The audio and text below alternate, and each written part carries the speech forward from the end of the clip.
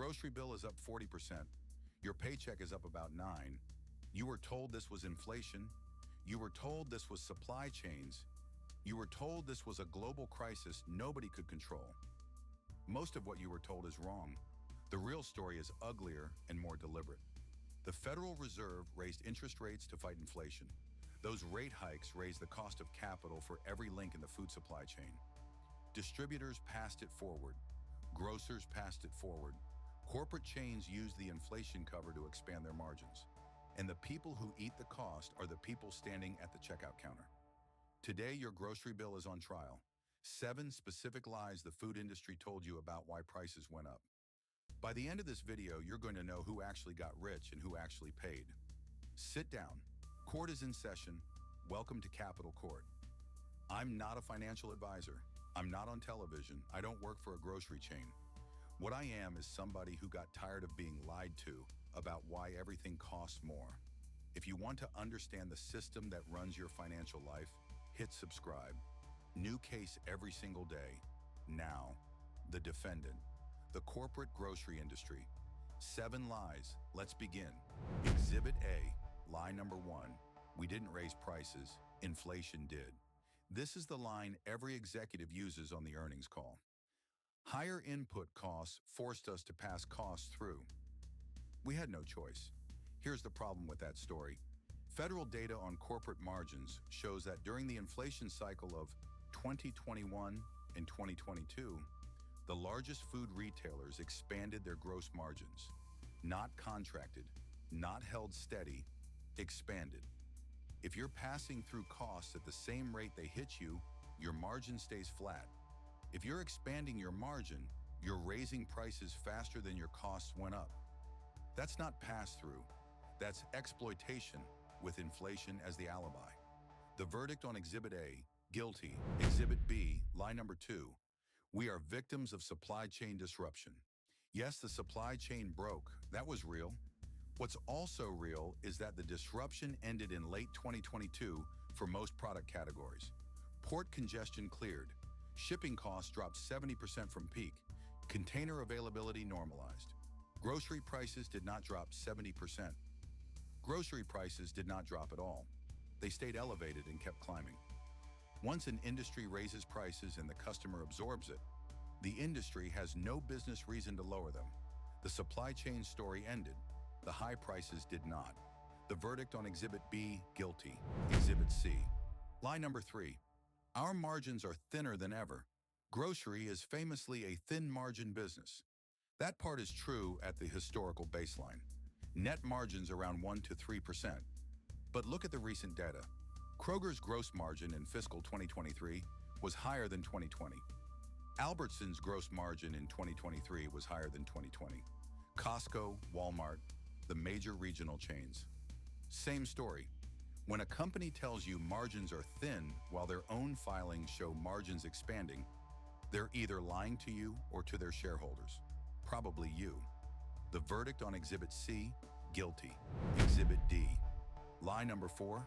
Shrinkflation isn't a deception. It's a packaging adjustment. This is the most insulting one. You buy the cereal box. The box is the same size. The price is the same. The amount inside is 12% less. The defendant's explanation. We adjusted package sizes to match consumer preferences. We optimized for portability. We responded to family-size demographics. The truth. You raised the per unit price without putting a higher number on the shelf tag because you knew customers track shelf prices more carefully than fill weights. It is a deception. It is designed to be a deception. The fact that it is legal does not make it honest. The verdict on Exhibit D, guilty. Exhibit E, lie number 5.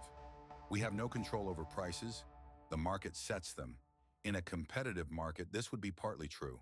The grocery industry is not a competitive market in most places. In a given metropolitan area, 2 or 3 chains capture 70 to 80% of food retail. They watch each other's pricing. They lead, they follow, they match. This is not a free market. This is an oligopoly. In an oligopoly, the major players do have control. They exercise it. They just don't admit it. The verdict on Exhibit E, guilty.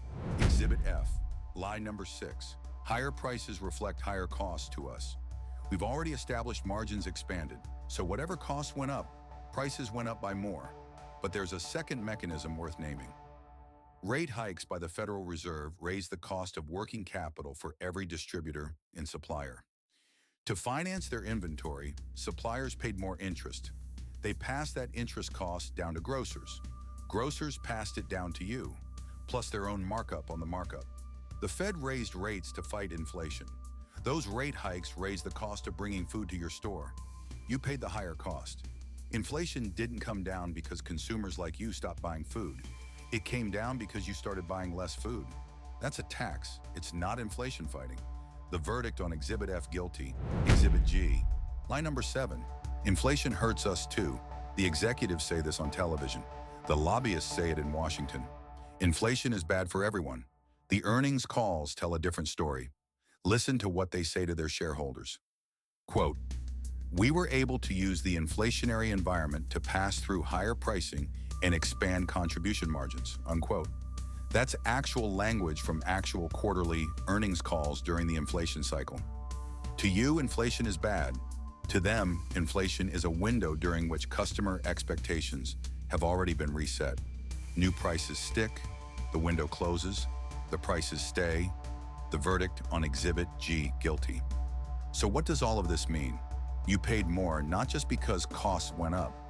You paid more because an entire industry used a real disruption as cover to raise prices faster than their costs, expand their margins, and keep those gains permanent.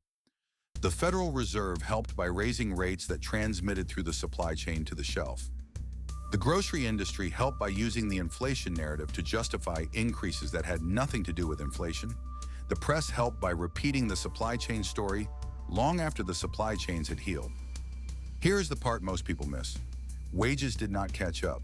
Even now, with prices elevated and grocery margins expanded, real wages for the median worker are below where they were before this cycle started. The transfer of wealth was not a side effect. It was the outcome the system produced. You weren't supposed to notice. That was the design, the verdict of this court. The grocery industry took advantage of an inflationary environment to make a permanent shift in your favor against you. The Fed enabled it. The damage to your household balance sheet is real and ongoing. Now you know. If this changed something for you, hit subscribe. New case every day. Tomorrow we put what the Federal Reserve actually did with all that printed money on trial. While the food industry takes from your wallet, here's one thing you can do today. In the description below, you'll find a high-yield savings account that pays more than 4% on the cash sitting in your checking account. Affiliate link. Use it if you want to support the channel. Court is adjourned. See you tomorrow.